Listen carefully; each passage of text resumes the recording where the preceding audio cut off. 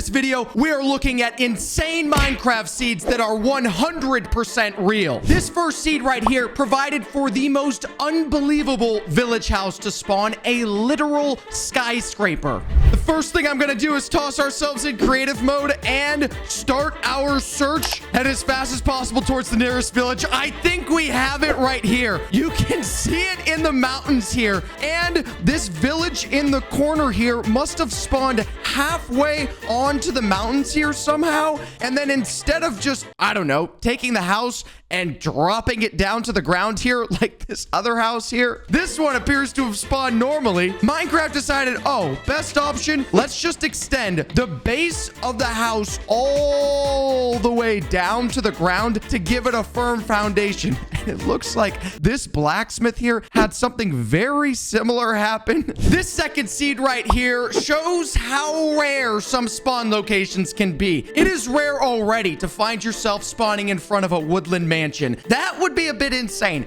But in this seed right here, you can find yourself spawning inside the floorboards of the mansion, literally in the foundation. Jumping inside, yes, we can see for sure this piece of tall grass here appears to have made a perfect gap for a spawn location, which means in order to get out, you're gonna have to break down all of this with your fists right when you start off in this world. First thing you do, punch some bricks. A better strategy, dig out through the dirt instead of going through the stone, and you might find yourself being able to get out just a little bit easier. And there we go. We were able to get out of the mansion. Look at this thing. We spawned right inside of it. Oh my word. Definitely finding yourself in a bit of a pickle when you open up this world. You'd be thinking to yourself, what in the heck just happened? This spawn location is off the charts. But once you get inside, you could make the first thing you do before having any tools whatsoever. If you dare, explore the woodland mansion. This next seed actually spawned an ocean monument inside of a stronghold. The two became one, which makes exploring the stronghold fairly difficult. Jumping inside this seed, what we're going to do is try and locate that ocean monument. Once we've got ourselves our ocean monument coordinates, we can actually teleport right to it, and it brings us right above the water here. And at first glance, once you come here, I'm realizing you may not notice that this is actually an ocean monument inside of a stronghold. But once you have a few seconds to be able to see what's going on, you can actually see the stronghold is merged with the ocean monument down below here. Let's see if we can jump inside here. I wonder if we go through the edge right here. Boom, boom. We make it inside. I'm hoping we don't piss off those guardians, because if we do, they're going to be coming after us with a fury. Find ourselves our library here. Can we get to the end inside this monument stronghold without running into any trouble? This door literally leads to a wall here. We can put ourselves in spectator mode to see just how corrupted this entire spawn is. You can see that the walls are so intertwined with the ocean monument that even when you're in spectator mode, it is insanely difficult to see anything that's going on inside of this stronghold. And frankly, the chances of being able to find the portal room, oh my word, just as I'm saying, if you got to this stronghold and actually tried to explore it for yourself, it would be so difficult to be able to actually get to the portal room because it is so blocked off with the ocean monument in certain areas. It would be the most confusing stronghold to walk through. But once you find the portal room, be very careful, because attacking that spawner right there is going to make those guardians very, very, very angry. Someone actually found a seed one time that allows you to beat the game without leaving the chunk that you spawn on. This seed is 100% real. In this seed right here, you can see we do spawn right on a village, but the interesting thing about this is that this village does more than you might think. This village is located right on top of the stronghold itself. Throw ourselves into spectator mode, and at first glance, it looks like a normal village.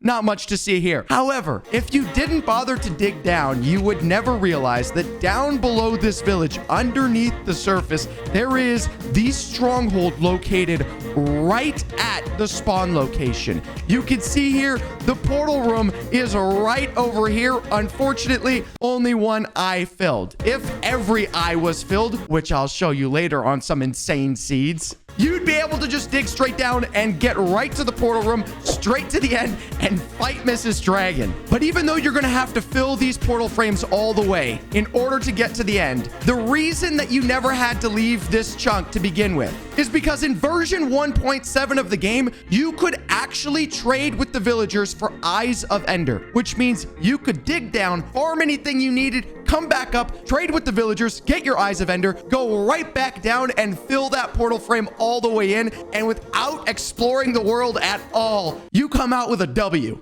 Interestingly enough, in this seed, possibly the easiest seed to ever remember, seed 251, you can find one of the largest mountains that possibly ever existed inside Minecraft. Now, the only challenge in this seed I'm finding out is that when you spawn in, you don't spawn anywhere near the mountains, which means you're gonna have to either run over to them and explore the world to find out, or we can simply locate the mountain biome. Using the command locate biome, we can go to mountain, and then we can teleport straight to those coordinates. And it looks like we are in the correct location. We just have to find out now where this massive mountain is actually located in this biome. And I think we found it right here. Oh my word. Head all the way to the top of this mountain. This would be an insane place to build a base. I don't think anybody's ever going to climb up this entire mountain to get to you. You are way above the clouds up here. At the top of this mountain, we are almost at Y200, which is absolutely insane to think about. But the interesting thing about this seed, on top of it being possibly the highest mountain ever generated, is that on the back side of this mountain, you can see it is almost a direct fall straight into the water, which means for a quick escape, you can just back up and run off the edge, and you can actually jump all the way off the mountain right into the water. Sneak your way off, maybe have some sort of hidden trap door down there so you can get down in there and get away from anybody that actually managed to climb all the way to the top. And you know what? Since this is the one time we might have this insane opportunity, I'm gonna build a platform here. I'm gonna grab myself a water bucket. I'm gonna head to the top and see if we can MLG water bucket. Make sure I'm looking in the... I can't even see the block down there. Oh, wait, is that it? There it is right there. It's right in line with this drop right here. Toss ourselves into survival mode. Here we go. 3, 2, 1, let's go. Oh, yes, we did it. This next insane terrain generation is absolutely bizarre and has me feeling extremely puzzled. This is the largest, tallest, sky-reaching, most magnificent cactus ever generated inside Minecraft. Heading into this world, we're going to spawn in a biome that doesn't look like it has the cactus, which means we have to explore a little bit. Oh, wait a second. Yes, it does. It's right over here. How many blocks high is this cactus? It is standing out all on its lonesome, the most magnificent cactus in Minecraft. Let me grab some red sand here and count this up. 1, 2, 3, 4, 5, 6, 7, 8, 9, 10. Already 10 blocks high, and I don't even think we're halfway right now. 11, 12, 13, 14. 5 hours later. 24 blocks high this cactus is. How in the world does it spawn? The insane thing to think about is that every single one of these blocks down here has the potential for a cactus to spawn on it, which means sometimes cactuses will end up with 2 spawning on top of each other like this. But in order for a cactus to get 23 blocks high randomly, like a 1 in a mega billion chance, this cactus has to generate one on top of the other, on top of the other, on top of the other 23 times in order to get that high without any cactus spawning here or here or here or here or here. All of these blocks potentially could have had another cactus spawn there instead of spawning right on top of the cactus that spawned here. Now, this next seed is perhaps one of the most insane village spawns ever. Now, not because The village houses themselves did anything crazy like, I don't know, become a skyscraper. But the village location itself is absolutely insane. As soon as we open up this world, what we're going to see when we pop inside is that our spawn location is right in the dead center of a village. Wow, what a beautiful village to spawn inside of. And at first glance, it seems like, okay, great, we just spawned inside of a village. That's pretty lucky. But when you actually start to explore, you're going to notice that there is a mushroom biome right across the water from there. And what I mean by across the water is that if you get up into the sky, you will see this village is the only thing on this island. It takes up the entire island, nothing else is there, and it is surrounded completely by water, which means these villagers must be getting all of their goods, aside from a teeny bit of farming, from the Vikings. It must be Vikings. 100% confirmed Vikings in Minecraft. But you could get over this direction directly into a mushroom biome right here, the rarest biome you could possibly find. You've got a sunken ship right there next to this insane village spawn. By far, one of the coolest villages ever to be found in Minecraft, and the chances of this village spawning in this location, absolutely absurd. And just to see if this village gets any more absurd, let's check the chest right here. Some bread, nothing crazy there. Check the other chests over here. We've got ourselves a couple emeralds, very nice. And check another chest, and we do have a diamond right there in the chest with some armor straight off the bat. Now, before we get to some of the most absurd seeds of all time, there are a few notable mentions here. In the snapshot 18W06A, any world that you create can spawn upside down trees during the tree generation. We don't know exactly why this is, but it's probably because there was some sort of bug in the snapshot causing the tree generation to be absolutely twisted.